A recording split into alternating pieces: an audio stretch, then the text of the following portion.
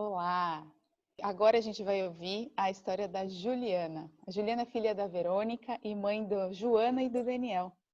A Ju tem uma história muito interessante que passou por várias emoções diferentes relacionadas à maternidade. Então, Ju, seja muito bem-vinda.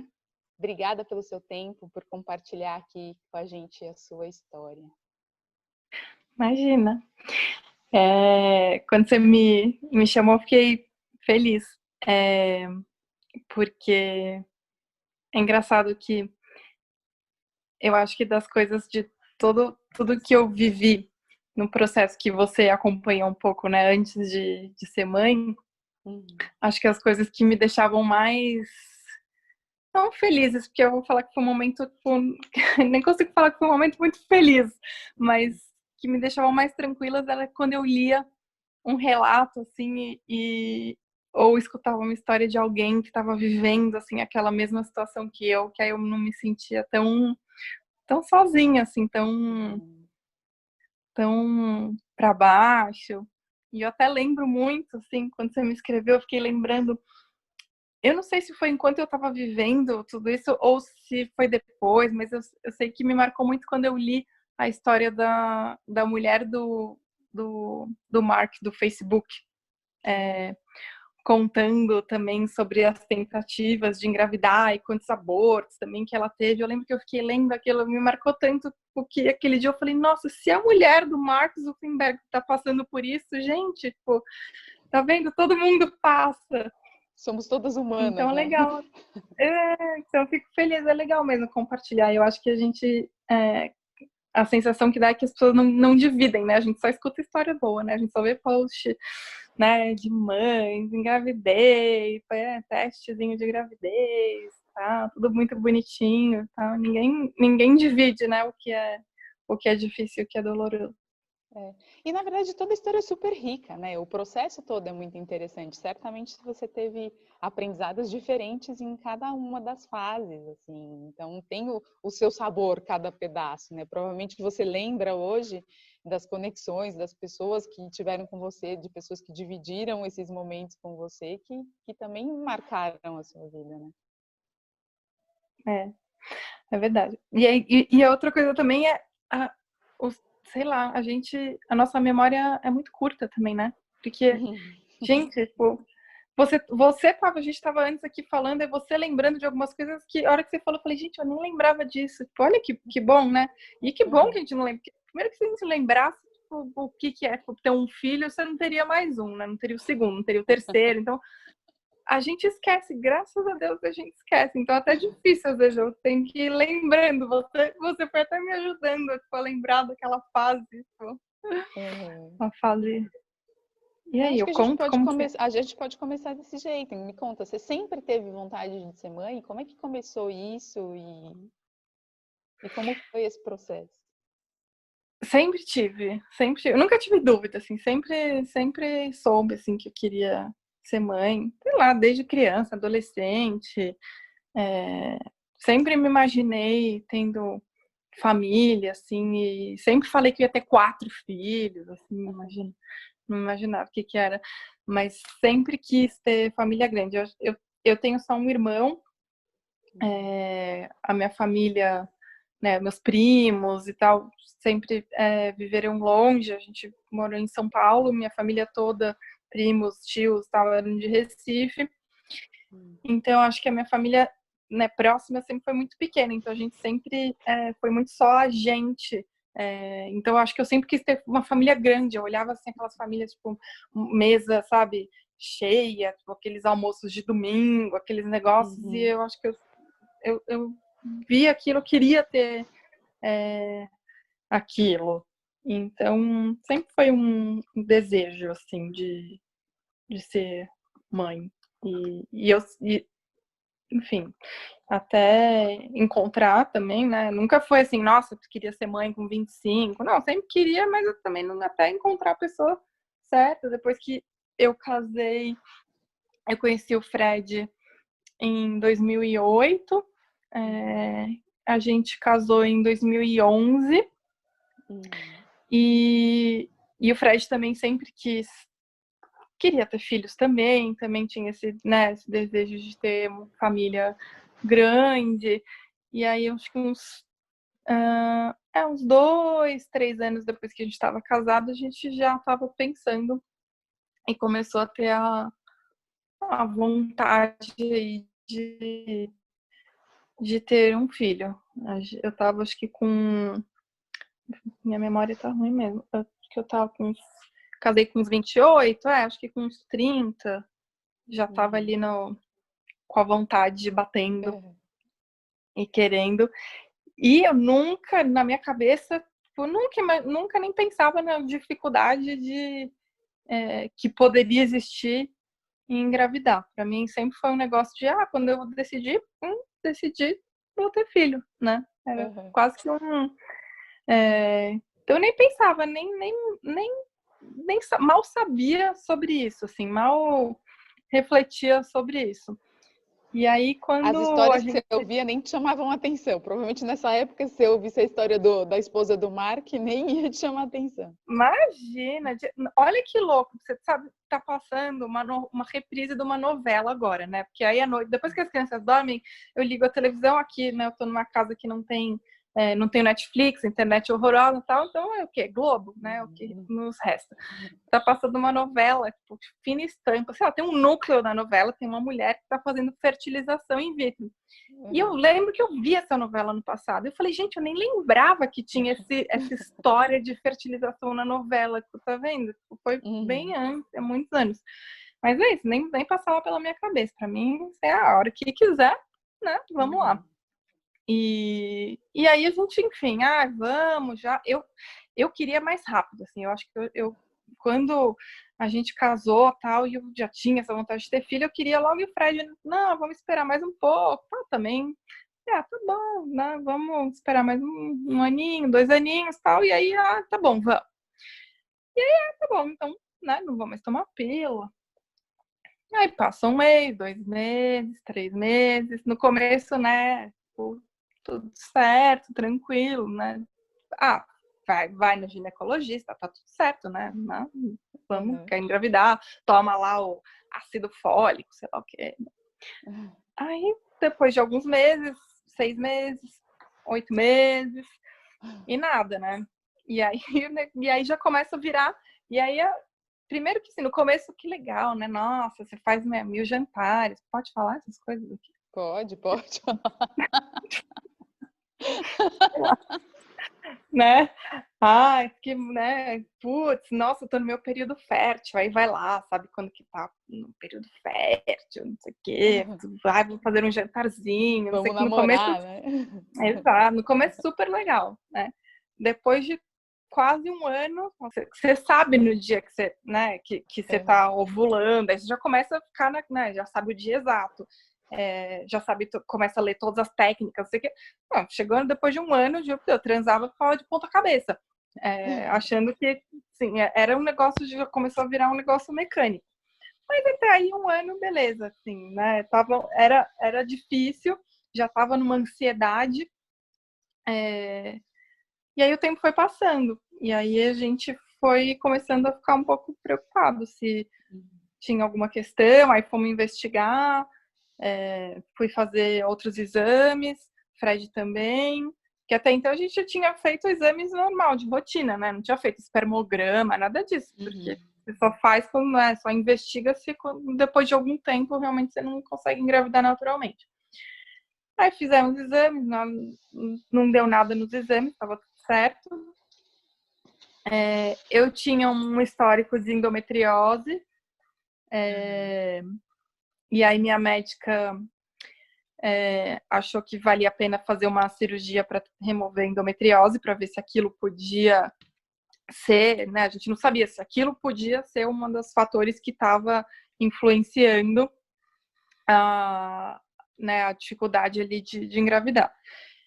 Aí fiz uma cirurgia para retirar a endometriose, retirei, aí volta a esperança, né? Não, agora vai dar certo. Aí passa 1, 2, 6 meses depois da cirurgia, nada acontece.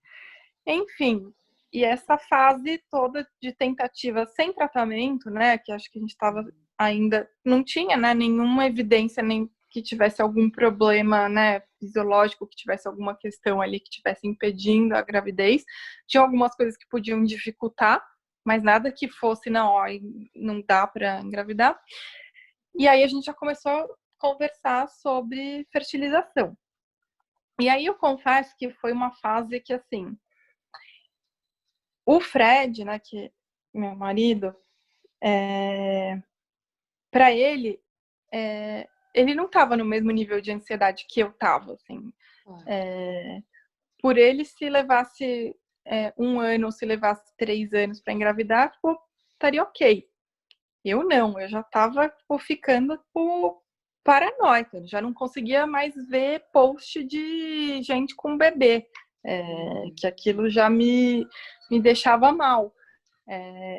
E aí a gente ficou nessa fase entre depois de 1 ano e meio que eu já estava tentando, até uns 2 anos, 2 anos e meio de tentativa, né, para engravidar naturalmente, que eu acho que eu cheguei, foi mais do que eu deveria ter ido, assim. Para mim, eu já deveria ter pensado num tratamento, alguma coisa, porque eu estava tão angustiada, tão mal, com aquela fase para mim foi a fase que a gente, né, trabalhou juntas, assim, aquela fase para mim foi tão difícil, que, assim, o nosso relacionamento, meu e do Fred, estava super ruim. Foi aí que a gente começou até a fazer terapia de casal, porque a minha vida, eu vivia para engravidar. Era muito louco, assim, eu não conseguia pensar, eu nem pensava o que era ter um filho, eu pensava em engravidar, assim, tanto que depois que eu tive, até foi um choque, porque eu nem pensava na maternidade, eu pensava em engravidar. E aí... Acabou tendo um desgaste emocional, né, porque ficou muita coisa, quando vira o foco, qualquer nada... E parece que... E para mim, de verdade, foi um período que, assim, nada mais fazia sentido. Assim, se eu não conseguisse engravidar, nada tinha sentido. Assim. Pensar, planejar férias, não sei o quê. Eu queria planejar férias para comprar, fazer enxoval. Não queria planejar férias para o Nordeste, para, sabe, viagem de casal, viagem de amigos. E os amigos tendo filhos, né? Então, assim, viajar com os amigos, para mim, era um inferno. Porque imagina, viajar com os amigos, todo mundo grávido, tendo filho. Para mim, aquilo era o pesadelo. E a gente fazendo terapia de casal, e aí resolvemos ir para procurar um médico para fazer fertilização.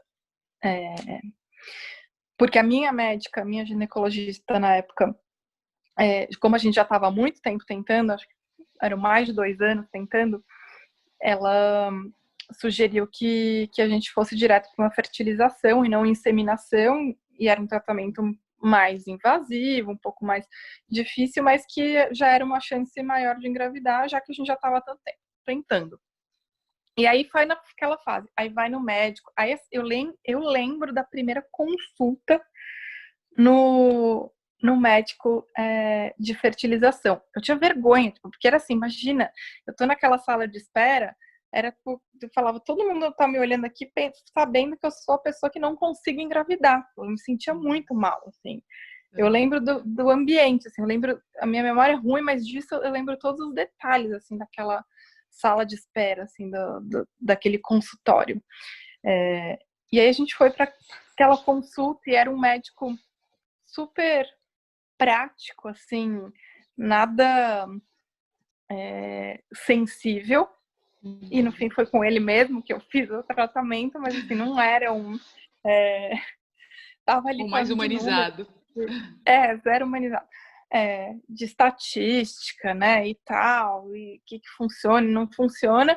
E aí começou a explicar do tratamento, e era um tratamento, tipo, que assim, como ia levar, sei lá, só dali a 3 meses que eu ia conseguir fazer. E 3 meses, para mim, parecia tipo, que hoje, se alguém falasse 3 anos, assim, 3 meses era muito tempo para o momento que eu já estava, assim, eu não aguentava mais esperar.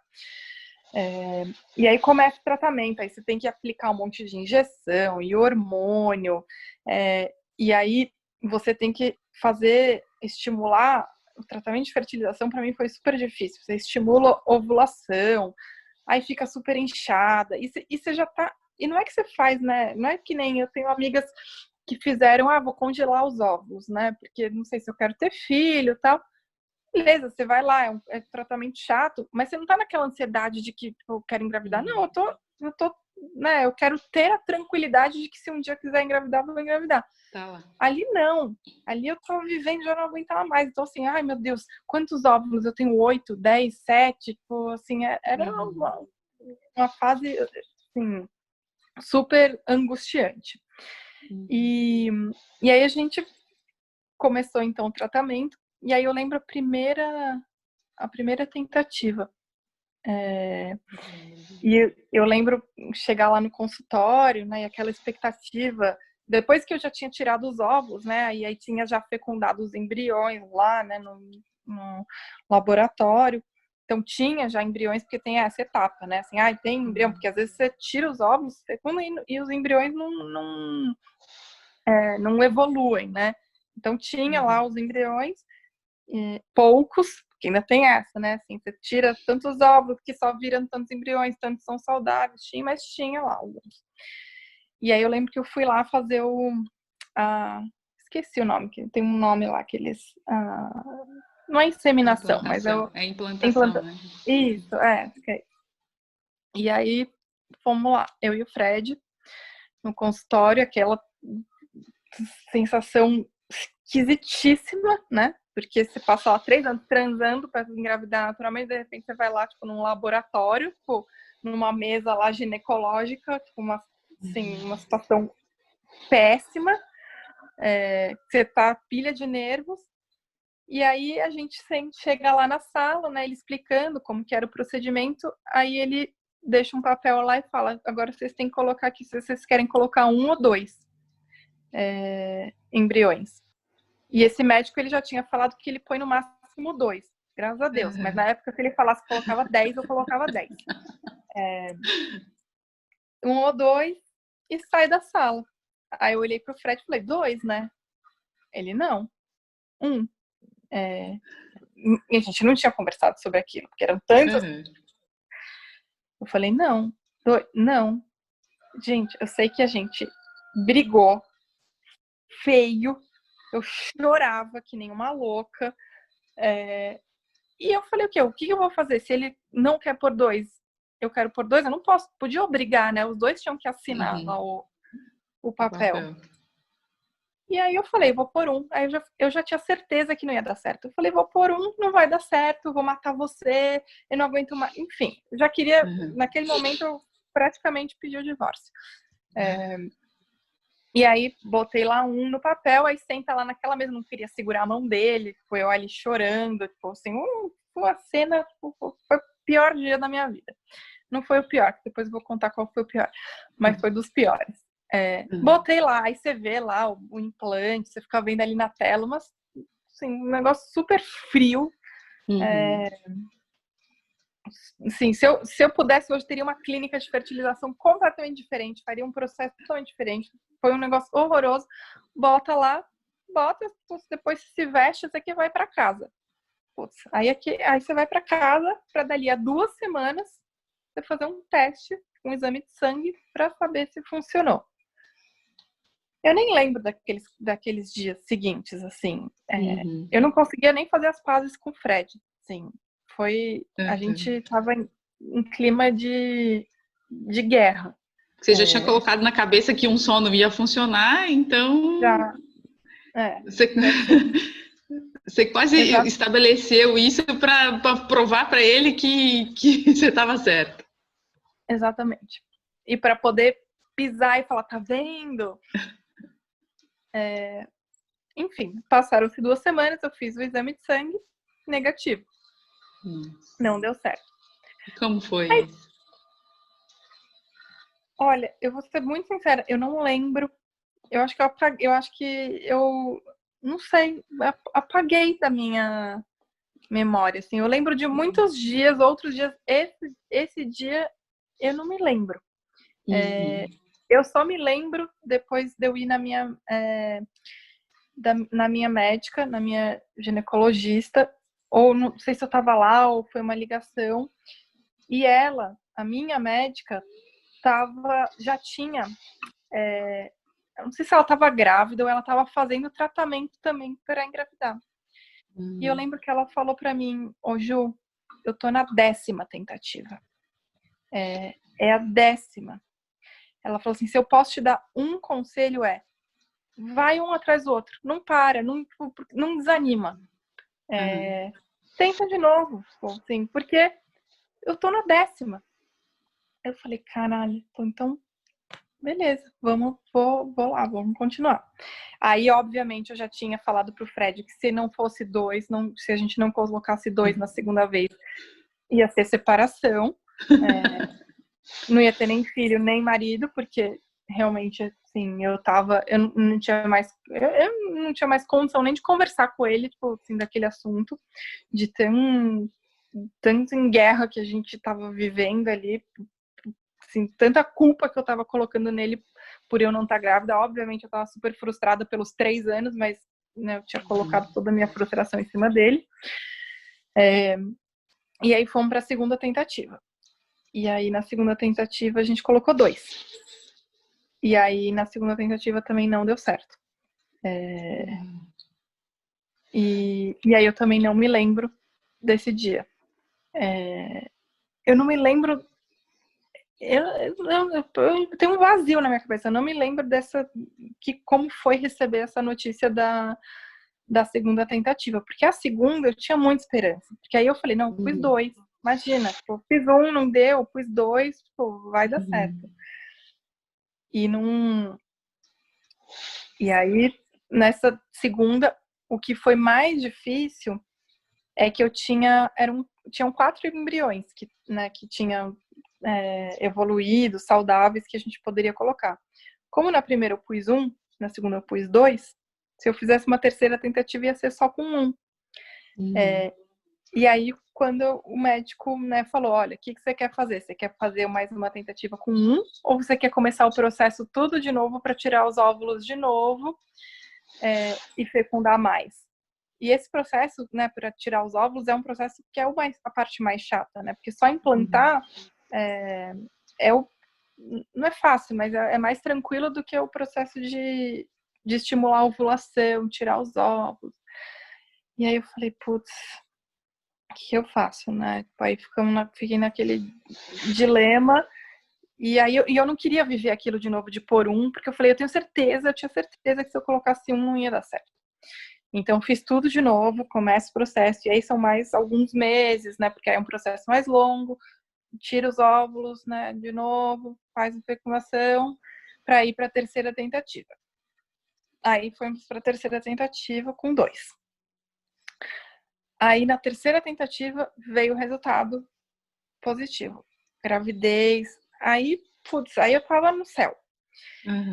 Aí eu tava nas nuvens, maravilhoso. Aí nisso a minha médica, que era a minha ginecologista, que tinha feito todos os tratamentos de fertilização, ela estava grávida de gêmeos e estava no final da gravidez, teve uma complicação, ela estava internada, teve para os nenéns não nascerem tão prematuros.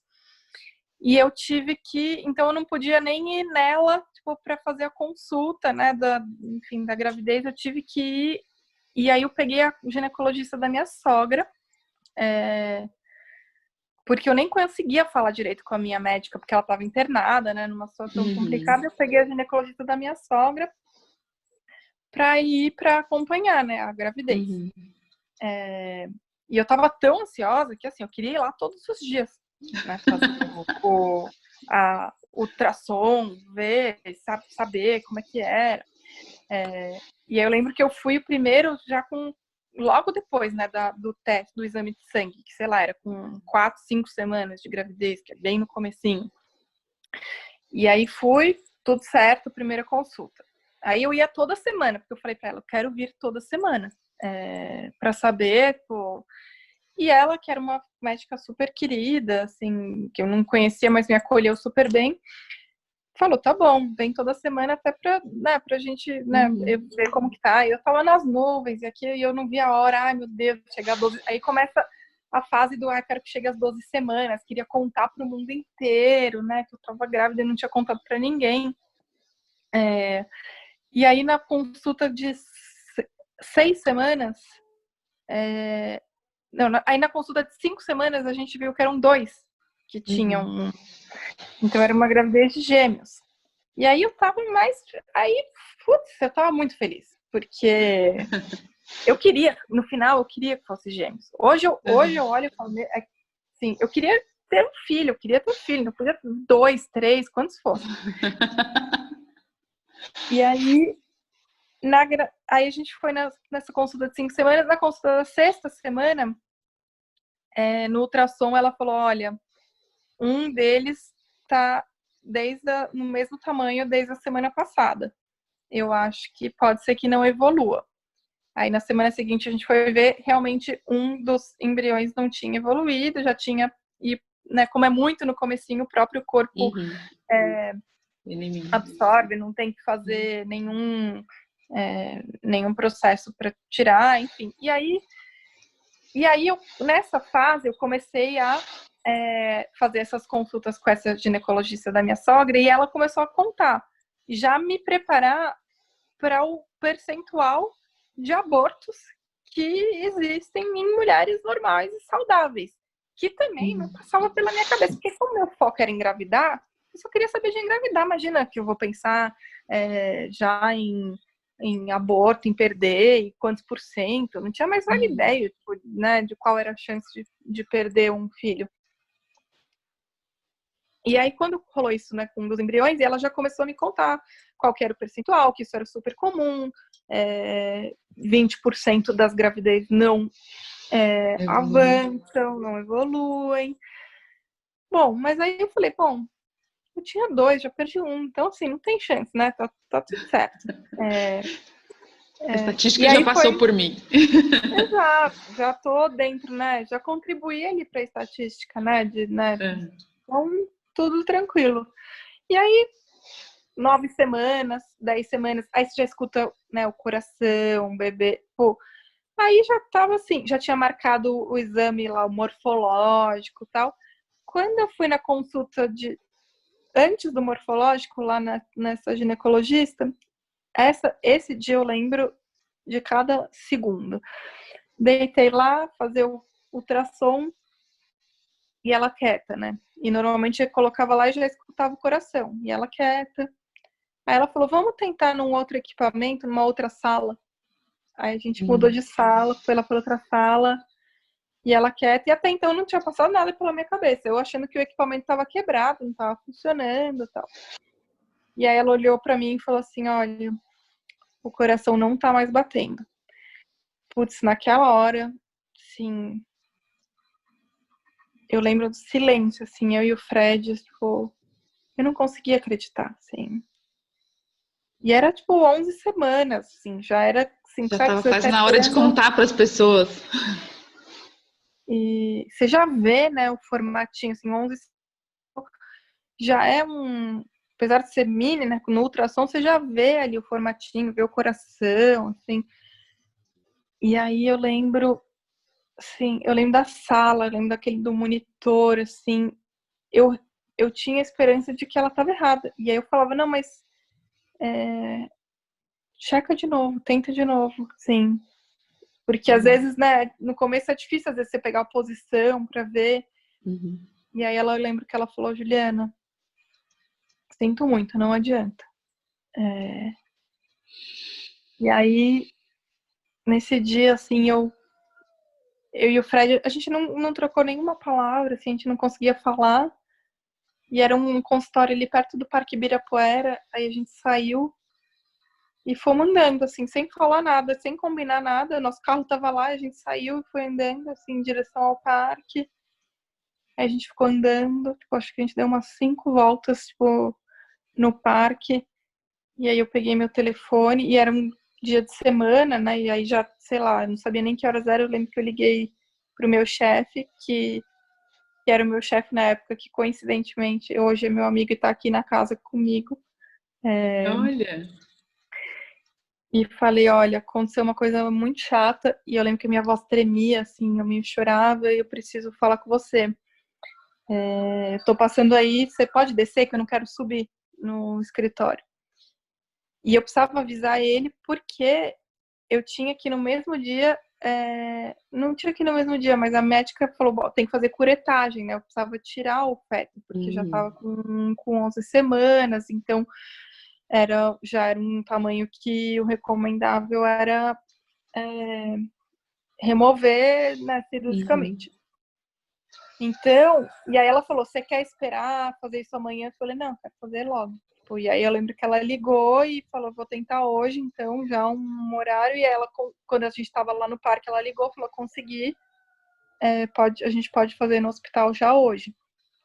E aí eu lembro que eu fui avisar meu chefe,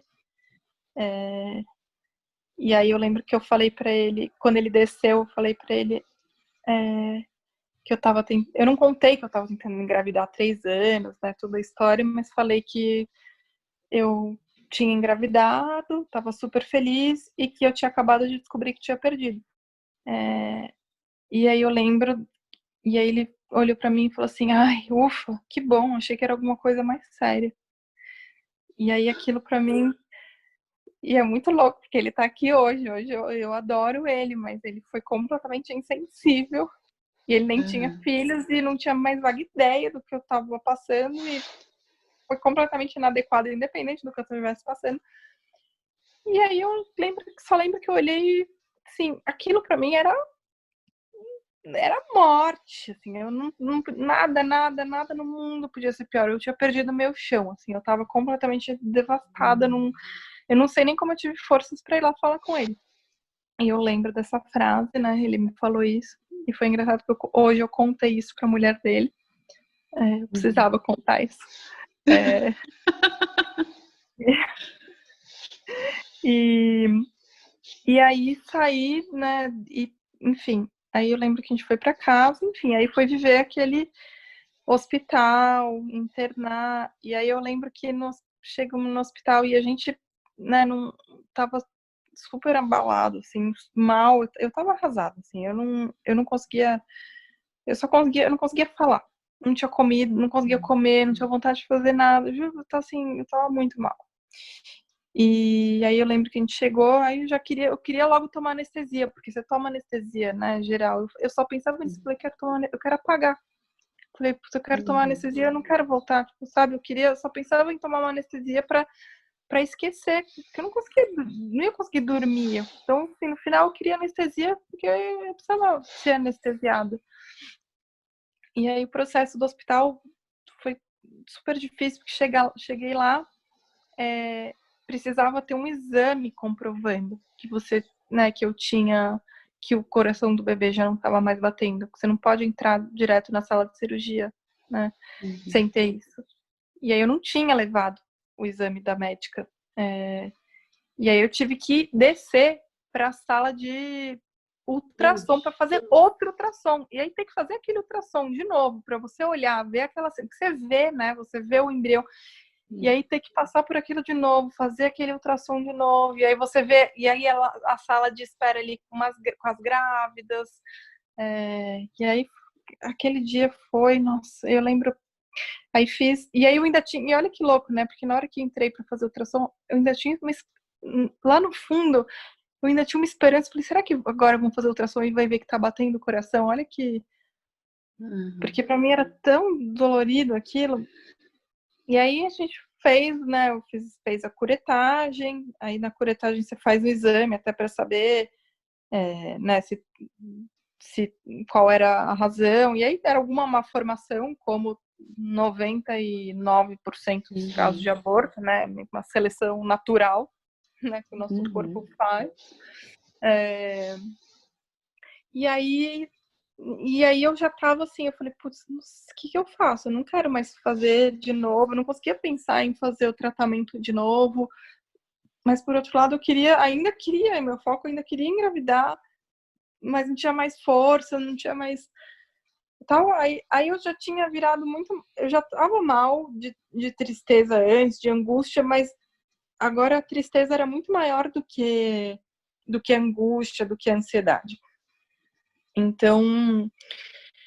E aí, de novo, a minha médica, a minha ginecologista mesmo, que aí já tinha tido os filhos dela e eu já conseguia falar com ela, né, por telefone de novo. E eu lembro que ela falou, Ju, o corpo humano, nosso corpo, ele é muito sábio. Não tem essa de você ter que esperar não sei quantos meses, que tem gente que fala, né, que depois que tem um aborto tem que esperar. Você não tem que esperar. Tem gente que você pode tentar já no próximo ciclo menstrual. Vai e tenta. E eu não contei um pedaço que eu tinha esquecido, mas uma das coisas que eu tinha feito nesse processo todo de tentativa de engravidar antes da fertilização era um outro procedimento, além da cirurgia de endometriose, que é uma raspagem do útero. Essa raspagem do útero é como se fosse a raspagem que você faz quando faz a curetagem. Você raspa ali a parede depois do ciclo para tirar todo o endométrio, que, né, no caso de uma não gravidez. E aquilo, né, dizem, sei lá, a medicina fala que aquilo estimula e pode ajudar, aumenta a chance de você engravidar no próximo ciclo.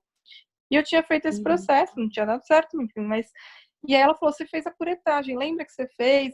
É o mesmo processo, às vezes pode até aumentar a chance. Então, assim, ela falou, eu acho que é melhor você tentar direto no próximo ciclo e não esperar. Porque eu tava na minha cabeça de esperar, já tava assim, putz, adotar. Na minha cabeça já, assim, eu já tava indo para outros caminhos, assim, na minha cabeça.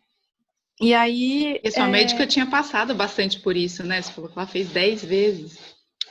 10 vezes. E ela tinha passado por alguns abortos.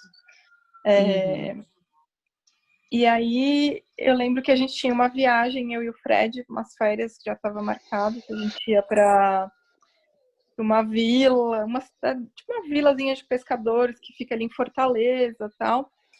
E eu falei, como é que eu imagino férias? Tipo, férias de casal, eu não conseguia pensar, porque para mim aquelas férias estavam programadas, eu tinha certeza que aquelas férias eu ia estar grávida, né? Então eu tinha programado aquelas férias para ir grávida, sabe? Praia, grávida, já tava... Como é que eu ia fazer aquelas férias que já estavam programadas? Aquela viagem que eu conseguia me imaginar grávida lá, como é que eu ia para lá não grávida? E aí foi muito louco, porque foi bom, assim, eu consegui, não sei, me desconectar. Não é que eu tava feliz, eu tava zero feliz, eu tava super triste, foi super difícil, mas foi leve, assim, foi uma paz, assim, foi meio que para me recompor, assim, para não me deixar, juro, eu falei que eu quero morrer, assim, eu queria para não ter vontade de ser anestesiada de novo. E para ganhar o mínimo de força para tentar começar de novo e para a próxima tentativa de fertilização, que já na minha cabeça já tinha certeza que não ia dar certo, porque aí até essa altura eu já estava uma pessoa mais pessimista. E aí fomos para a quarta tentativa. De novo, 2 embriões. E aí eu já estava tentando convencer meu médico a pôr mais, né? Porque depois de ter vivido engravidado de gêmeos, perdido um com 6 semanas, outro com 11 semanas, e esse médico, de jeito nenhum, ele não... Eu não sei se ele coloca 3 em outros casos, tipo da minha médica que já tinha 42 anos e já estava na 10ª tentativa. Eu sei que no meu caso ele, enfim, de jeito nenhum não colocava mais de 2. E aí na quarta tentativa, colocamos 2 de novo, e aí veio positivo. E aí a gente... E como foi receber o segundo positivo?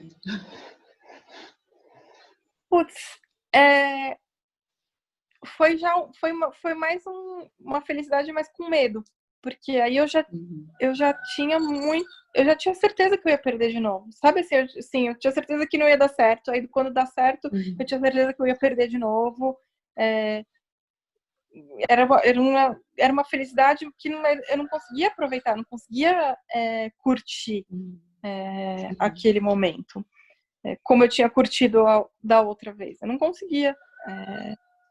Eu estava muito tensa.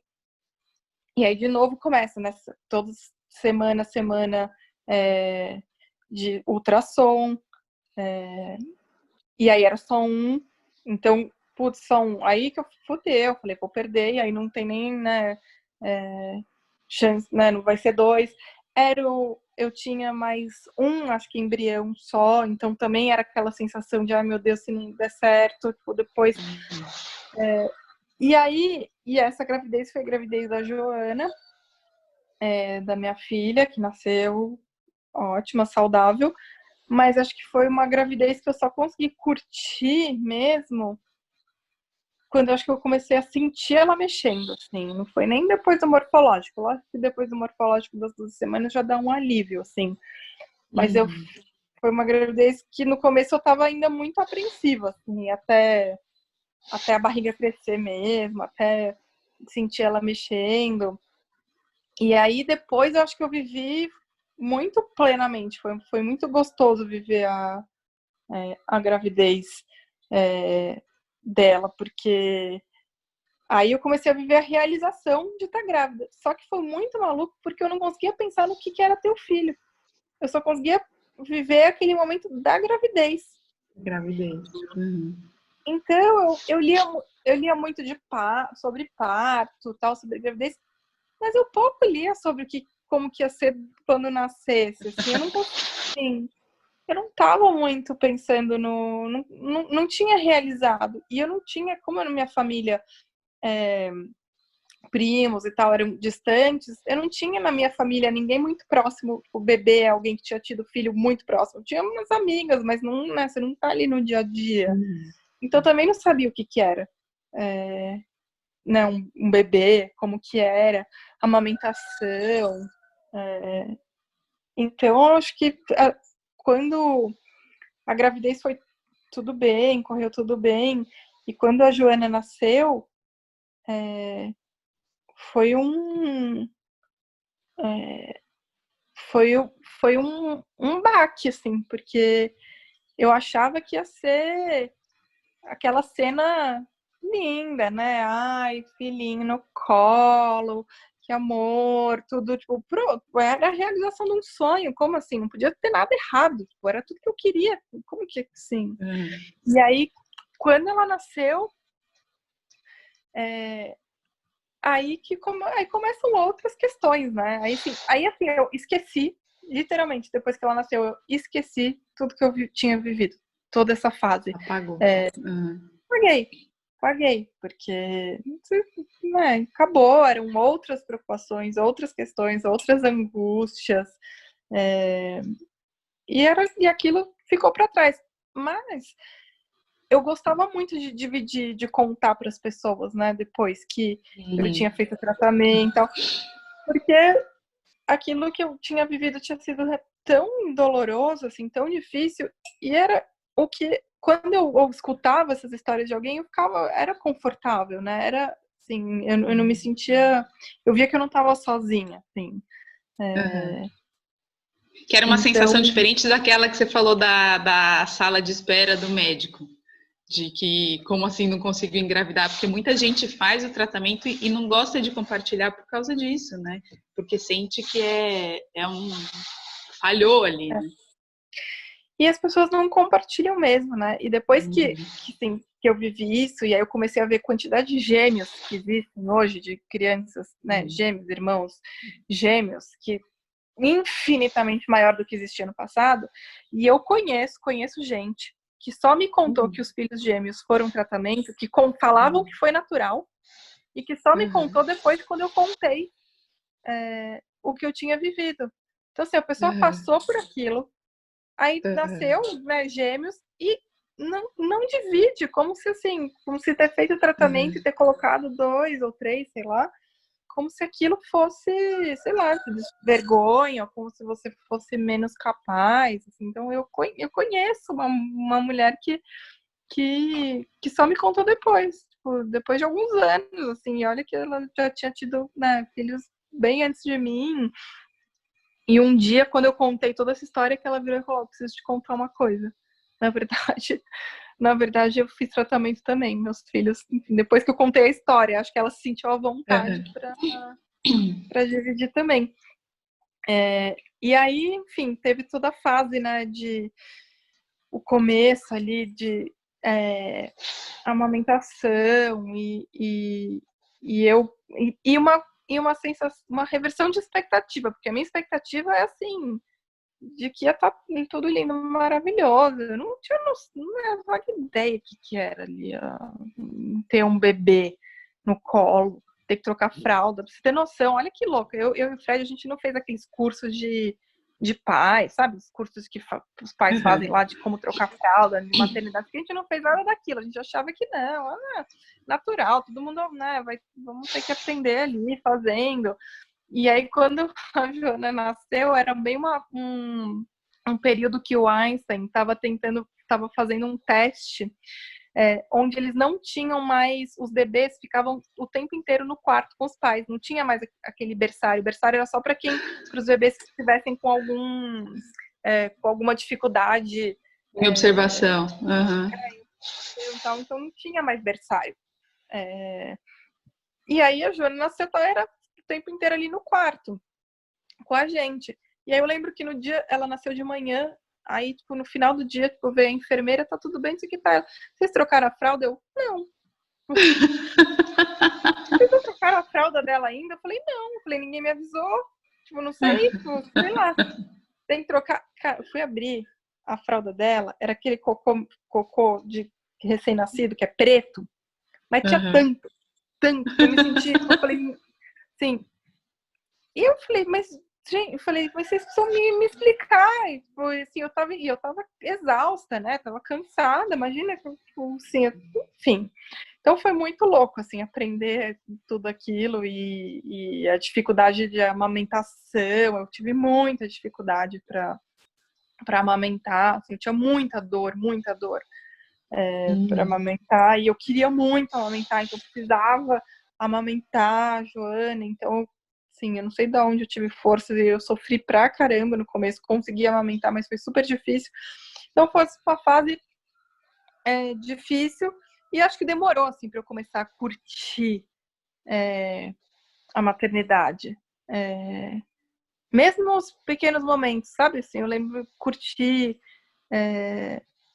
sei lá, eu lembro da primeira vez que assim que ela tava mamando, que eu já não tava mais com dor, já tinha alguns dias que eu não tava mais com dor para amamentar, que eu olhei e aí, tipo, dei acho que o primeiro sorriso assim que eu dei, sabe? De olhar e falar assim, gente, olha como pode ser bom amamentar e assim.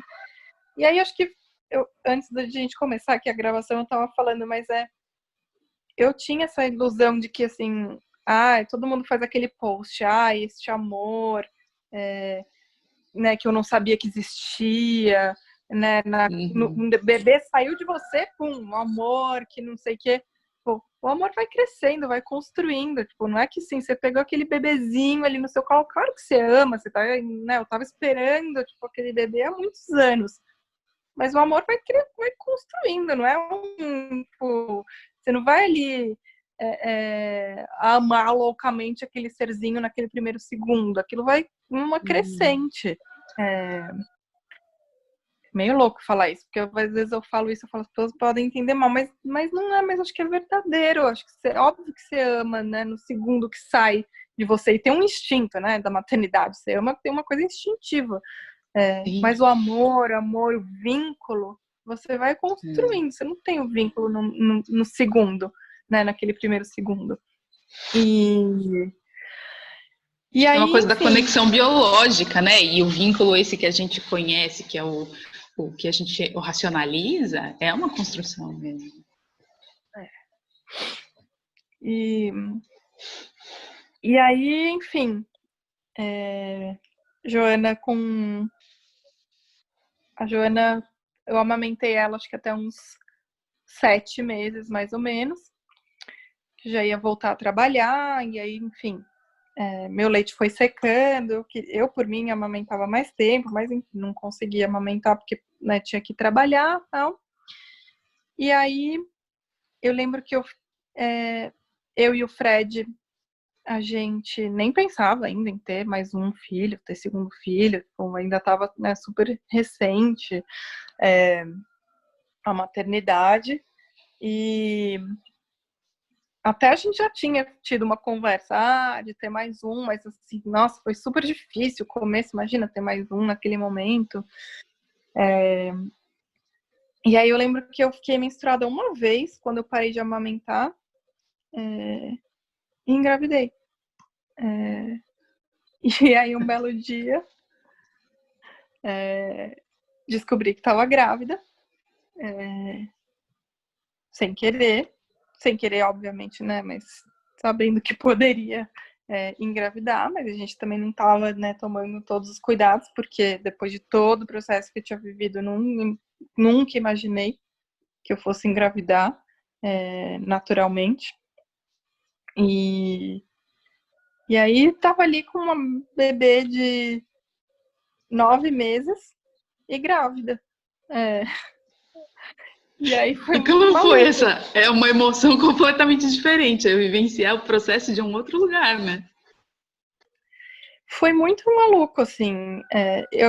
Eu tava super feliz, eu fiquei super feliz, assim. Pra mim foi. Eu fiquei feliz e fiquei feliz de que, sei, também tinha uma sensação também de capacidade, de eu falei, uau, de como. E de ver como o corpo é muito maluco, né? Porque mas depois de 3 anos, assim, como que eu podia ter engravidado, assim, depois de um mês? Eu parei de amamentar e engravidei, assim. E eu queria ter mais filhos, então para mim era, assim, eu tava feliz. Foi um susto, assim, não tava imaginando que fosse ser tão rápido. Mas aí eu tinha o meu maior. Aí a minha angústia virou como que vai ser para Joana, porque eu só conseguia pensar, imagina para ela, tipo, pequenininha, como que vai ser, tipo, ter um irmão. E aí, quando eu comecei e eu demorei para criar um vínculo super forte com ela, para mim foi um processo. E aí, quando aquele vínculo se formou e tava ali no auge, putz, vai vir mais um, né? Como que vai ser? Tipo, e aí eu não conseguia pensar como que é ter que dividir, como que eu vou conseguir dividir esse amor, né, em dois, assim. E aí eu lembro que quando a Joana, no aniversário de 1 ano, a gente fez um almoço, assim, pra família. Não era uma festinha, um almoço pra cantar parabéns e tal. E no aniversário de 1 ano, a gente também fez um bolo pra descobrir se o segundo era menino ou menina. E aí eram 2 bolos. Então era o bolo dela, do parabéns, e o bolo pra descobrir se o bolo era azul ou rosa. E aí o bolo era azul. E E como ela foi? Quando você descobriu que estava grávida, assim, qual foi a emoção, a sensação que veio? Como você se deu conta? Ou como é que foi isso? foi muito surpresa, né? Assim,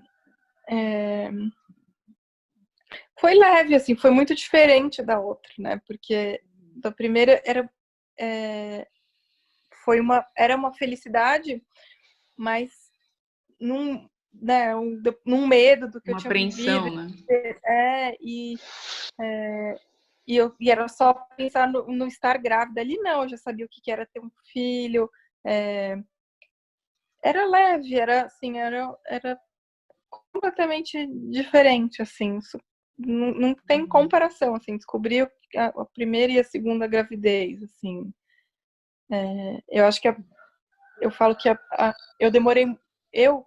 Se eu pudesse mudar alguma coisa, assim, de tudo que eu vivi, acho que eu teria feito o tratamento de fertilização antes, assim. Eu acho que eu não soube identificar que eu já estava no meu limite, assim, que eu queria tentar outras alternativas, né, um tratamento.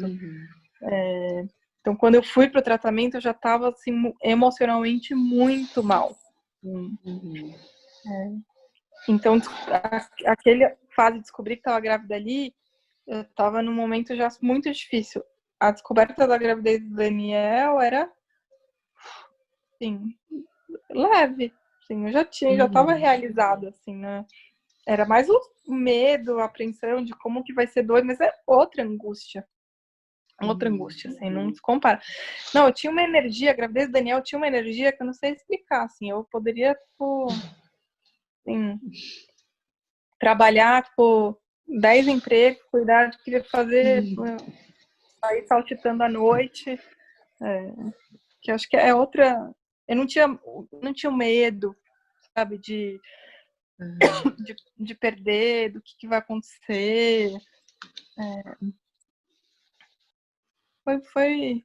foram duas experiências bem diferentes. E quando ele nasceu, foi o processo do vínculo, você sentiu que foi a mesma coisa ou você já estava mais escolada? Não, acho que também foi um processo. Também. Também, assim, foi. E ainda tinha um agravante, né? Porque ainda eu tinha uma preocupação muito grande em como que ia ser para Joana. Assim, ela tinha um ano e meio, né? Quando ele nasceu. Então eu tinha muito essa preocupação dela não achar que eu estava deixando ela, sabe, assim, é muito, um ano e meio é muito pequenininho, ainda, né, falam com 2 anos que a criança vai se desvinculando e separando um pouco da mãe. 1 ano e meio, pô, assim, é uma criança que poderia estar amamentando, né, ainda muito pequena, é um bebê. Então, para mim, era lidar com aquilo, foi essa divisão de como que eu vou dar atenção? Porque você precisa se doar 100% para um recém-nascido. Eu não conseguia me doar 100%. Tipo, mesmo quando, sei lá, ela estava com o Fred, ou quando ela estava dormindo, sabe? Que eu não conseguia estar 100% só eu e o Daniel. E talvez ninguém nunca esteja mesmo. Você está 150% quando você tem 2, ou quando você tem 3, assim, talvez não esteja mesmo, não sei. Se aquilo é o natural, mas para mim foi desafiador. E também, acho que o vínculo também foi se desenvolvendo, foi se intensificando com o tempo também. E hoje, quando você olha para os dois e vê a sua vida hoje, principalmente nesse momento que você está aí 100% do tempo com os dois dentro de casa, né? Nesse momento que a gente está vivendo, e você olha para trás e vê, percebe, pensa lá nas expectativas que você tinha com esse sonho e o que você vive hoje. Como é que é olhar para os seus filhos hoje e essa sua relação com a maternidade hoje? Primeiro, assim, acho que é incrível como eu já realmente não lembro, assim, é como se fosse parece um passado muito distante, assim, que parece que já tem muito mais tempo do que tem. Eles têm, a Joana fez 4 agora, o Dani tem 2,5, nem faz tanto tempo assim, né, que eu vivi tudo isso, mas parece que tá lá atrás, porque foram tantas emoções, tantas coisas que eu já vivi depois, e meio que eu só consigo pensar na realização do sonho que eu tinha lá atrás, desde quando eu era adolescente, que era de ter uma família, assim, eu não consigo mais a conexão que eu faço é com essa outra fase lá atrás, não o de engravidar, o de ter uma família, porque hoje acho que é isso, não é ser mãe, ter um filho, é ter uma família, são outros desafios, assim, um desafio de educar e de conviver e de ter, tipo, 2 pessoas com personalidades, né, próprias e vontades distintas e, enfim, e a relação dessa família, assim, eu não sei, acho que hoje, assim, não existe não é um mundo cor-de-rosa, assim, tá longe de ser um negócio perfeito, uma vida perfeita, e falar assim, ai, nossa, é tudo que eu sempre quis, tipo, eu sempre quis ter uma família é tudo que eu sempre quis, mas a vida, tipo, já nesses 4 anos já teve muitos altos e baixos, assim, tantos altos e baixos que eu nem me lembro daquela fase, porque foram outros outros baixos. Eu e o Fred, a gente já teve várias outras crises, são Uhum. outros problemas e sei lá quantos outros a gente vai passar. Entendi. Muito bom, muito bom. E para terminar, Gil, a primeira coisa que te vem na cabeça, assim, o que é mãe?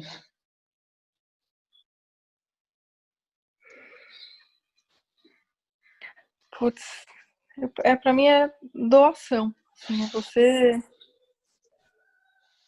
se doar. Eu não sei se eu tô afetada pela quarentena.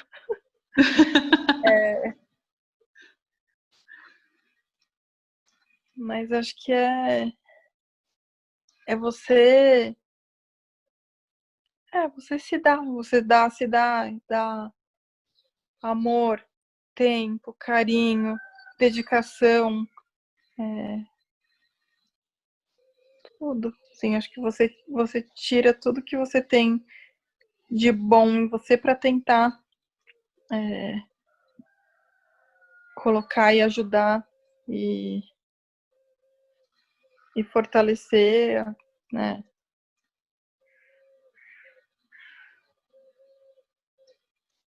Muito bem. É isso.